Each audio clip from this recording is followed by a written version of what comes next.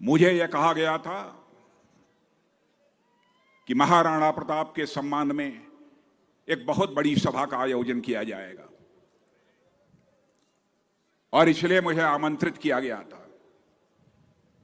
बहनों भाइयों, मुझे यह कल्पना नहीं थी कि इस प्रकार का दृश्य मुझे अपनी आंखों के सामने देखने को मिलेगा। प्रत्यक्ष रूप से अपनी आंखों के सामने जो कुछ भी मैं देख रहा हूं,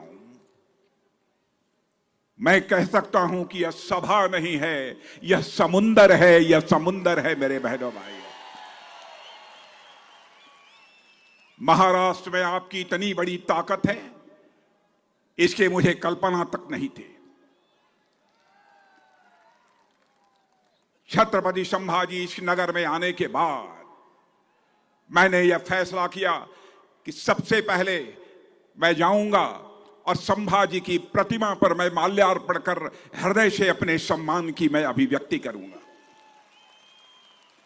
मैं महाराष्ट्र के मुख्यमंत्री श्रीमान एकनाथ जी शिंदे, उप मुख्यमंत्री देवेंद्र जी फडणवीस, दोनों को बधाई देना चाहता हूं। बधाई ही नहीं बल्कि आभार व्यक्त करना चाहता हूं। औरंगाबाद का नाम बदलकर आपने छत्रपति संभाजी नगर कर दिया है, इसके लिए आप सब बधाई के पात्र हैं।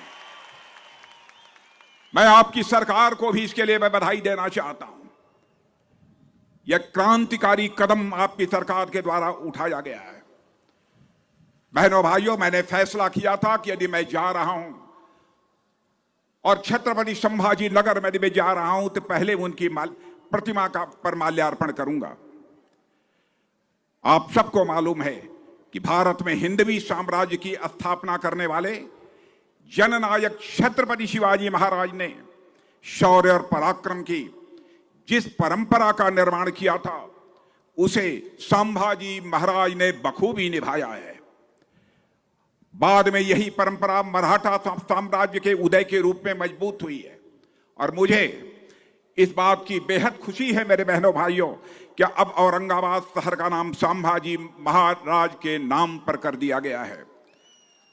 और आज जिस महाराणा प्रताप का स्मरण करने के लिए, उनके प्रति अपना सम्मान व्यक्त करने के लिए, उन्हें श्रद्धांजलि अर्पित करने के लिए आप सब यहां एकत्रित हैं, वह महाराणा प्रताप भारतीय इतिहास के कैसे महानायक हैं जिन्होंने अपनी मातृभूमि के मान, सम्मान और स्वाभिमान की रक्षा करने के लिए अपना सर्वस्व न्यौछावर कर दिया था। मेरे बहनों भाइयों, मान, सम्मान, स्वाभिमान मनुष्य के हृदय की सबसे बलवती भावना होती है।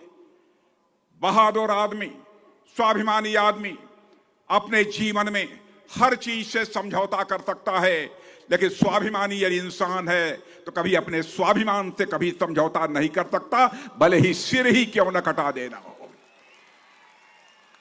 भारत में, इस दुनिया में यदि यह मिसाल देखनी हो तो राणा प्रताप के जीवन इतिहास के पन्नों को पलट कर देखा जा सकता है।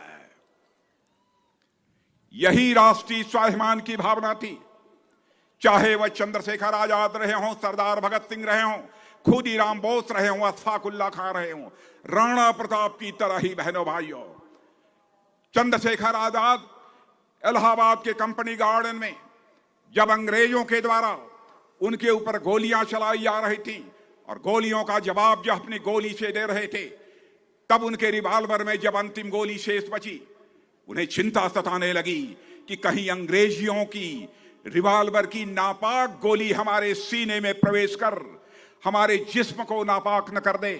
तो स्वाभिमानी चंद्रशेखर आजाद ने अपने ही रिवाल्वर की गोली अपने सीने में दाग लेने का काम किया था, तब जाकर यह भारत आजाद हुआ है। यह प्रेरणा महाराणा प्रताप जैसे मनीषियों के द्वारा प्राप्त हुई थी। बहनों भाइयों, मैं यहां पर एक और शख्स का उल्लेख करना चाहता हूं, अशफाक उल्लाह खां। 21 साल की जवानी थी, मां कहती थी बेटा शादी कर ले, बहू ला, बूढ़ी हो गई हूं, बहू मेरी देखभाल करेगी, मेरी परवरिश करेगी। लेकिन अशफाक उल्लाह राष्ट्रीय स्वाभिमान का धनी, भारत माता के पैरों में पड़ी दास्ता गुलामी की बेड़ियों की काटने की तड़पन थे। जब बराबर मां कहती थी बेटा तुम शादी कर ले, बहू ला, मैं बूढ़ी हो गई हूं, मेरी वह परवरिश करेगी, मेरी देखभाल करेगी। लेकिन अशफाकुल्लाह के दिल में तो आजादी हासिल करने की दीवानगी थी।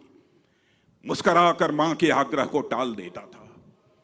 लेकिन अंग्रेजों की हत्या करने के मामले में जब फांसी की सजा हुई, फांसी के तख्त पर ले जाया गया, तो मजिस्ट्रेट ने पूछा, बोलो अशफाकुल्लाह, तुम्हारी अंतिम मुराद क्या है? बहादुर राष्ट्रीय स्वाभिमान का धनी अशफाकुल्लाह ने कहा, ऐ मजिस्ट्रेट, जाकर मेरी मां तो मेरा यहां संदेश पहुंचा दे कि तुम्हारा बेटा अशफाकुल्लाह आज फांसी के तख्त पर खड़े होकर अपनी शादी रचाने जा रहा है, अपनी निकाह करने जा रहा है, तुम्हारी मुराद पूरी करने जा रहा है।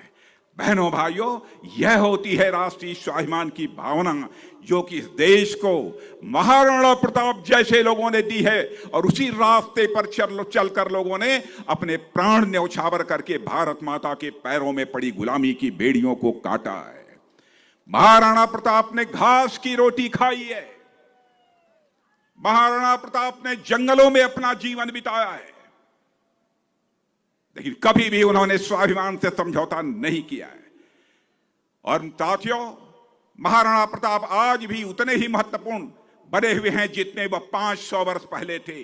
और मैं कहना चाहता हूं, आज भी 500 वर्ष पहले जितने महत्वपूर्ण महात्मा महाराणा प्रताप से आज भी हैं, और 500 और 1000 वर्ष बाद भी महाराणा प्रताप हमारे लिए इतने ही महत्वपूर्ण रहेंगे। हम अपने चारों तरफ देखेंगे तो पाएंगे कि इस दुनिया में कब क्या हो जाए कोई नहीं जानता। सारी प्राकृतिक और मानव के द्वारा बनाई गई हर चीज अस्थायी होती है, हर चीज को एक न एक दिन खत्म हो जाना है। लेकिन इस क्षणभंगुर दुनिया में अगर कोई चिरस्थायी है तो वह एक चीज है, मेरे कुटुंब के लोगों, ध्यान रखना, जीवन में एक ही चीज अस्थायी है, वह है हमारा और आपका स्वाभिमान, राष्ट्रीय स्वाभिमान। मेरे बहनों भाइयों, जिंदगी में हर चीज से समझौता कर लेना, लेकिन अपने राष्ट्रीय स्वाभिमान से मेरे बहनों भाइयों कभी समझौता मत करना। अगर आप महाराणा प्रताप की जीवन यात्रा देखेंगे तो उसमें कई घटनाएं ऐसी मिलती हैं जिनसे बहुत कुछ सीखा जा सकता है। महाराणा प्रताप जब मेवाड़ की गद्दी पर बैठे तो अकबर की तरफ से उनको न जाने कितने प्रलोभन दिए गए कि आप दरबार में हाजिरी लगाइए, अकबर को बादशाह कहिए और मुगलिया सल्तनत के झंडे के नीचे मेवाड़ पर शासन करिए। बहनों भाइयों, आप जानते हैं कि कैसे महाराणा प्रताप ने उस समय बिल्कुल इस ऑफर को, इस मांग को उन्होंने ठुकरा दिया, और उन रजवाड़ों ने अकबर को अपना बादशाह मान लिया था, और अकबर का हुक्म मानते हुए वो लोग प्रशासन भी चलाते थे। कई ऐसे रजवाड़े हमारे देश में थे, लेकिन प्रताप यानी महाराणा प्रताप सिंह जिस किस मिट्टी से बने हुए थे, उन्होंने मेवाड़ की गद्दी पर बैठते ही एकलिंग भगवान की सौगंध खाई थी कि वो मुगलों की अधीनता कभी स्वीकार नहीं करेंगे, और उन्होंने इस धरा के स्वाभिमान और इस राष्ट्र के आत्मसम्मान के लिए सारे लुभावने प्रस्तावों को जूते की नोक पर रख दिया था महाराणा प्रताप ने। मेरे बहनों भाई, उन्होंने मेवाड़ राजवंश के उस ध्येय वाक्य को चरितार्थ किया जिसमें यह कहा गया है कि जो दृढ़ राखे धर्म को, मैं आपको भी कहना चाहता हूं मेरे कुटुंब के लोगों, जो दृढ़ राखे धर्म को तिह राखे करतार, यानी जो अपने धर्म पर दृढ़ रखता है उसकी भगवान भी मदद करता है, परमात्मा भी मदद करता है। और राणा प्रताप ने हमें यही शिक्षा दी है, लाख मुसीबत आने पर भी कैसे हम अपने कर्तव्य पथ पर डटे रहें, उससे हिले ना। हमें अक्सर यह बात सुनने को मिलती है, कुछ लोगों द्वारा ऐसे स्वर उठाए जाते हैं कि महाराणा प्रताप ने जो बलिदान दिया उसका आखिर लाभ क्या हुआ? वह जीवन भर जूझते रहे, क्या मिला उनको? यह सवाल पूछने वाले लोगों तक को मैं कहना चाहता हूं कि प्रताप के उस बलिदान के बावजूद भी मुगलिया सल्तनत कायम रही। लोग यह कहते हैं कि प्रताप को इससे मिला क्या?